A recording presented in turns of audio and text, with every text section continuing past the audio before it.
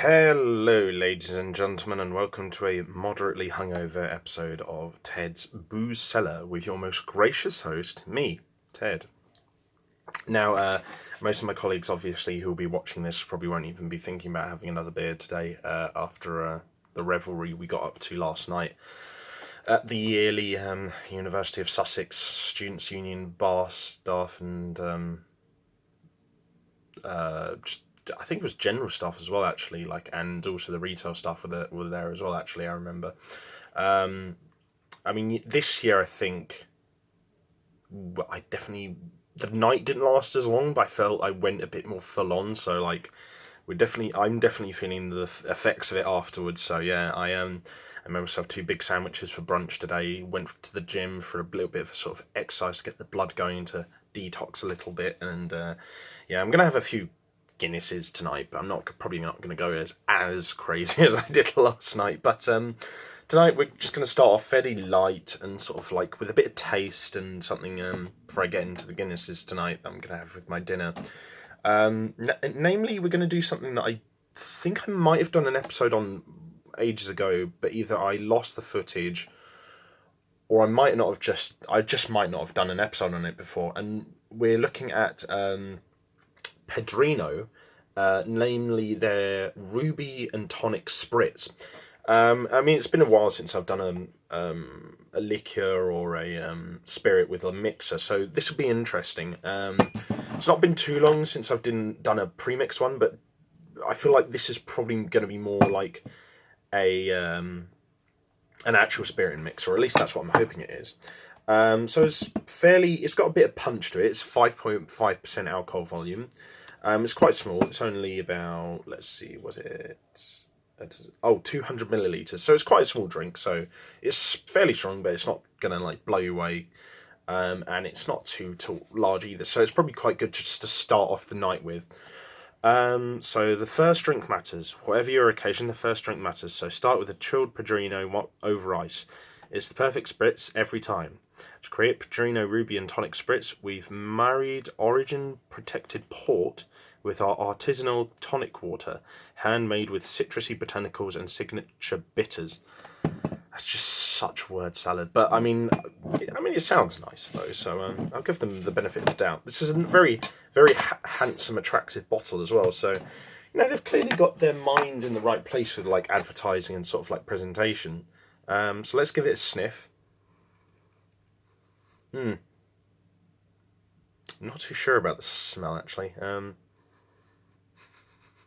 It smells quite sharp, actually, in a sort of very peculiar way. I don't know. It's a funny smell. It's got the sharpness of some sort of Herefordshire ciders.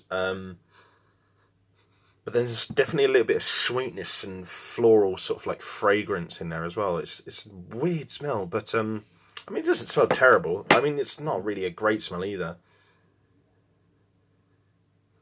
I think I'd only give the smell probably a 5.5 out of 10. I mean, it definitely smells better than what I reviewed last night, but I mean, it doesn't smell great. But as always, we won't really know what it's like until we actually taste it. So, just gonna have a quick palate cleanser of water first.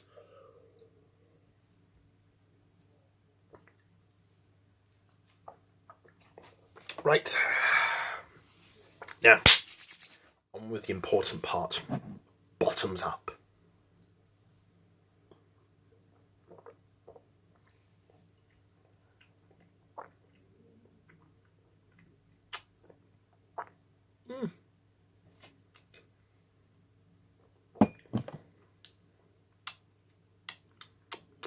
It's definitely a hell of a lot better than the smell indicates it to be.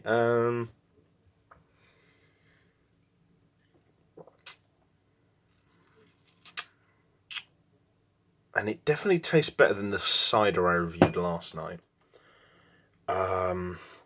It's not blowing me away though. It's probably not on the level of being a good spirit mixer, but it's good enough that I'm happy to drink it. It's definitely well off being an elite level one, but it's definitely a little bit above average. It's definitely not bad. It's all right. I mean, if I'm giving the smell like a 5.5 out of 10, I'd probably give the taste a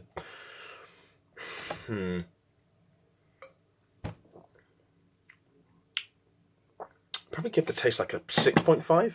I mean, it's nice. I probably wouldn't go out of my way to buy this again, but I mean, I'm glad I've tried it. I mean, if someone did hand me one, and I didn't have to buy it, like, I'd be perfectly fine with that, because it's all right.